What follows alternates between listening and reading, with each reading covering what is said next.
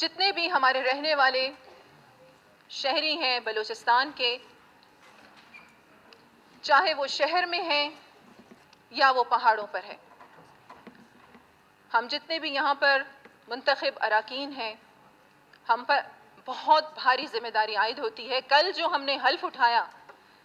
اور اس حلف نامے کو میں بغور دیکھ رہی تھی، اور آپ سب اراکین کو بھی میں یہ گزارش کرتی ہوں کہ یہ حلف ہم نے اللہ کی ذات کو گواہ بنا کے قسم کھائی ہے، کیونکہ ہم نے کسی انسان کا نام لے کے حلف نہیں لیا،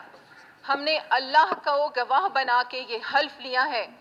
کہ ہم پہ عائد ہوتی ہے ذمہ داری کہ ہم نے ملک اور قوم کی حفاظت کرنی ہے، ان کے حقوق کی جنگ لڑنی ہے، کیونکہ سب سے پہلے پاکستان، اور ہم پہ بہت بھاری ذمہ داری عائد ہوتی ہے ان تمام بے روزگاروں کی جو اپنے بچوں کا پیٹ پالنے کے لیے بہت سی ایسی نیگیٹو ایکٹیویٹیز ہیں جس میں انوالو ہوتے ہیں۔ ہم پہ بہت بھاری ذمہ داری عائد ہوتی ہے ان تمام بچوں کی جو اسکولوں سے دور ہیں۔ ہم پہ بہت بھاری ذمہ داری عائد ہوتی ہے اپنے صوبے میں ان بیماروں کی کہ جو اپنے علاج معالجے کے لیے صوبے سے دوسرے صوبوں کا رخ کرتے ہیں اور اپنی بھاری جو انکم ہے وہ اس پہ صرف کرتے ہیں۔ ہم پہ بہت بھاری ذمہ داری عائد ہوتی ہے ان گورنمنٹ ملازمین کی جو اپنے پہلے ہفتے میں ہی اپنی جو تنخواہ ہے وہ لگا دیتے ہیں اور پھر باقی مہینہ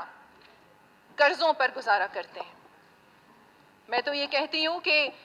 یہ مسائل جو ہیں یہ کیوں ہیں؟ یہ مسائل اس لیے ہیں کیونکہ اگر ہم میں کو بھول جائیں اور یونائٹڈ ہو جائیں، یکجا ہو جائیں، تو بلوچستان کے مسائل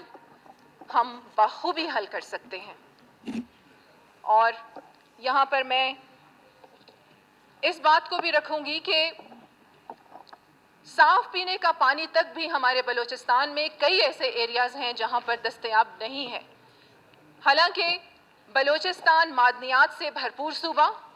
فشریز کو اگر دیکھا جائے تو وہ بھی ایک مثال اپنی آپ رکھتا ہے، اور اسی طریقے سے جغرافیائی طریقے سے یا معاشی اور بھی اگر ہم دیکھیں، ساحلی پٹی اگر ہم دیکھیں بلوچستان کی، تو بہت سے ایسے مالی وسائل ہمارے پاس موجود ہیں کہ ہم اپنے پاؤں پہ کھڑا ہو سکتے ہیں۔ تو ضرورت اس امر کی ہے